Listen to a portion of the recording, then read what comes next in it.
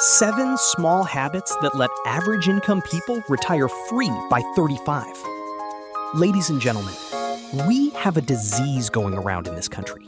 And no, I'm not talking about anything you'd find in a hospital. I'm talking about the idea, the deeply ingrained, culturally reinforced idea that you need a 6-figure salary to ever be free. That's a lie. A convenient, comfortable lie that keeps a whole lot of people working jobs they hate until they're 65, telling themselves, next year I'll start saving. I've met people making $45,000 a year who were more financially free, more calm, more in control, more able to walk away from a bad job if they needed to, than people making $150,000 who are one missed paycheck from panic. Give me the next 12 minutes, and I'm going to show you the 7 small habits that made that possible for people just like you. Regular income, regular job, no trust fund, no lottery ticket, no crypto miracle. Just habits. Here's what people think. They think retiring young, or even just retiring free, meaning free from debt, free from panic, free from that little pit in your stomach every time rent is due, requires some rare stroke of luck. A big salary, a rich uncle, being in the right stock at the right time. I want to challenge that because I've spent a long time looking into the actual lives of people who got free early, and the pattern that shows up again and again isn't luck. It's boring, almost disappointingly boring. What they had wasn't a bigger paycheck. What they had was a system, repeated without drama for years. And systems, ladies and gentlemen, are something anybody can copy. You don't need permission. You don't need a raise. And you definitely don't need to wait for the right time. You need 7 habits. And I'm about to hand you all 7. So today, we're walking through 7 habits, one chapter at a time, almost like a documentary. Each one is going to get a real story, a real number, and a real reason it works. Stick with me to the end, because habit number 7 is the one almost nobody talks about, and it might matter more than all the others combined. I remember being 22, making about $14 an hour, standing in a grocery store parking lot doing math in my head about whether I could afford both gas and groceries that week. And I remember genuinely believing that saving money meant waiting to see what was left over at the end of the month. You know what was left over at the end of the month? Nothing. Ever. Not once. Because life expands to eat whatever you give it. That's not a metaphor. That's just how spending psychology works. Give yourself a bigger checking account balance, and your brain will find a reason to fill it. The people who actually build wealth flip the order entirely. The second the paycheck lands, a percentage moves out automatically, before they even see the number, before their brain gets a vote. Same day, every time. No negotiation with themselves at 11 p.m. scrolling online shopping. And this isn't just a nice idea. Behavioral finance research consistently shows automated savers save roughly 2 to 3 times more over a decade than people who try to save what's left. 2 to 3 times. Not because automated savers are more disciplined people, because they removed the moment where discipline was even required. That's the whole trick. Stop relying on willpower. Willpower runs out by 8 p.m. on a Tuesday. Automation doesn't. I am frugal because I got burned. Badly, once. I was 24, driving a car that was already on its last legs, and the transmission gave out. A $1,200 repair bill that showed up on a random Tuesday with zero warning. I didn't have $1,200. I had maybe $300 in checking. That repair went on a credit card, and it took me 4 months of minimum payments and interest to dig out of it. That was the moment it clicked for me. An emergency fund isn't a nice to have. It's oxygen. The people retiring free by 35 had 3 to 6 months of expenses sitting in a boring, unsexy, low-interest savings account before they ever opened a brokerage app. Not because they don't believe in investing. They absolutely do. We're getting there. But because they understand something a lot of beginner investors learn the hard way.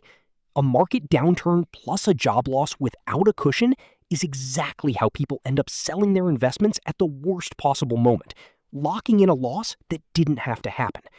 The emergency fund isn't the exciting part of the plan. It's the part that keeps the exciting part from falling apart. Now, here's where people get it twisted, and I want to stop and clear this up because it matters for everything that follows. People think being frugal means being cheap, depriving yourself, feeling guilty over every purchase, clipping coupons for toilet paper, never buying a coffee again in your life. That's not it. And honestly, that version of frugal is miserable, and nobody sticks with it. Being cheap is depriving yourself of things you value and calling it a virtue. Frugality is carefully managing your money and not wasting it on things that don't matter to you, so that you have more, guilt-free, for the things that do. Frugal people still buy the coffee. They just don't buy the car they can't afford to impress someone they don't even like. Here's habit number 3, and it's the one I think matters the most, but gets talked about the least. They fixed the big 3 before touching anything else. Housing, transportation, food. That's it. For most households, that's somewhere around 65 to 70% of the entire budget. And yet, I constantly see people agonizing over a $5 latte, genuinely stressed about it, while quietly paying $2,400 a month for an apartment they could have gotten for $1,600 2 neighborhoods over. Or financing a car with a $650 monthly payment that costs more than their entire retirement contribution for the year. The habit isn't never enjoy a coffee. I want to be really clear about that, because a lot of frugality content makes people feel like joy itself is the enemy. It's not. The habit is fix the big 3 decisions first, because that's where the real money leaks out, and the small stuff barely moves the needle either way once the big 3 are handled. Somebody who gets their housing, car, and food spending right can enjoy the coffee guilt-free for the rest of their life. Somebody who gets the big 3 wrong can cut every latte from now until they're 80 and still not close the gap. Habit number 4. They used index funds instead of chasing stock picks. And look, I'm not an expert. I want to be really upfront about that. I'm just a guy who's read a lot, made plenty of mistakes, and shares what I've learned. But here's something close to a fact that keeps showing up no matter who studies it. Over any 20-year stretch, the vast majority of actively managed funds fail to beat a simple, low-cost fund that just tracks the S&P 500. Not most years, most 20-year periods. Even Warren Buffett, a guy whose entire career is picking stocks, has said something close to this for decades and famously won a bet on exactly this point. The habit here isn't genius stock picking, staying up late reading earnings calls, or trying to time the next Tesla. It's boring, consistent, automatic investing into a diversified, low-cost index fund, and then, this is the hard part, leaving it alone. Not checking it every day, not panic selling when the news is scary, just letting compound growth do what it's been doing for over a century.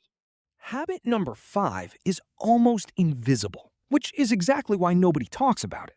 They reinvested dividends and never touched them. Every dividend payment that gets automatically reinvested instead of pulled out and spent compounds on top of the compounding that's already happening. There's no dopamine hit here. Nobody posts a screenshot of their reinvested dividends on Instagram.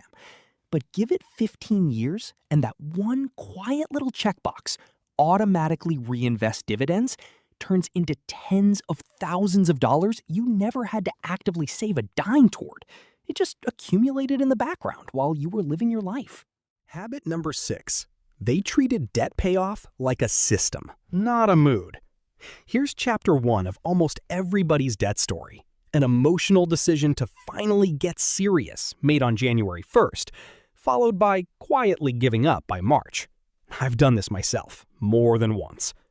The people who actually got free treated debt exactly like they treated the big 3, as a fixed, automated, non-negotiable line item, not something they had to feel motivated about every single day. Highest interest rate first, an extra automated payment scheduled the same day as the paycheck. No waiting around for motivation to strike. Because motivation is a feeling, and feelings are unreliable. They show up strong on a Monday and vanish by Thursday.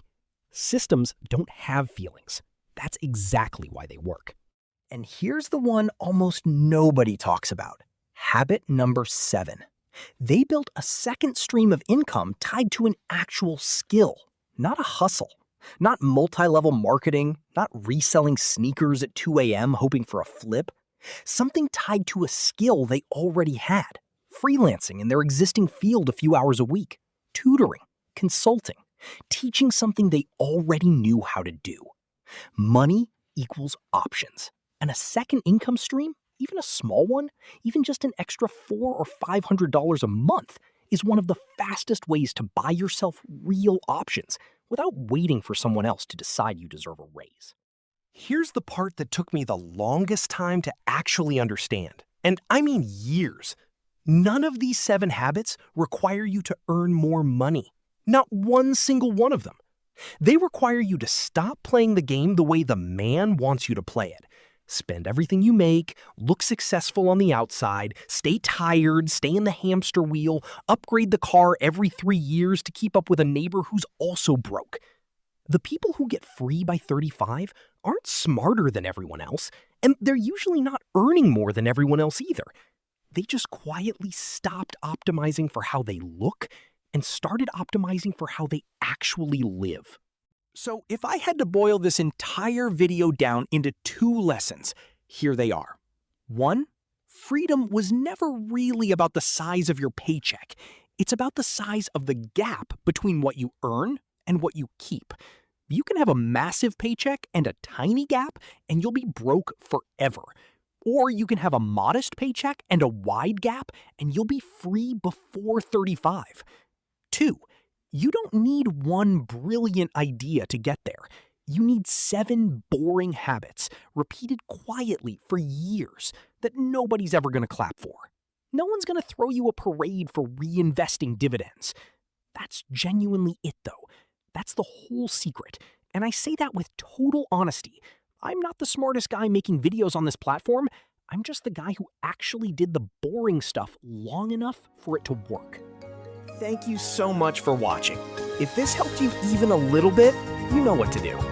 And if you want to go deeper into habit number 3, the big 3 expenses, give this video a watch next, because that's honestly where most people are quietly leaking the most money without even realizing it. And with that, muchas gracias.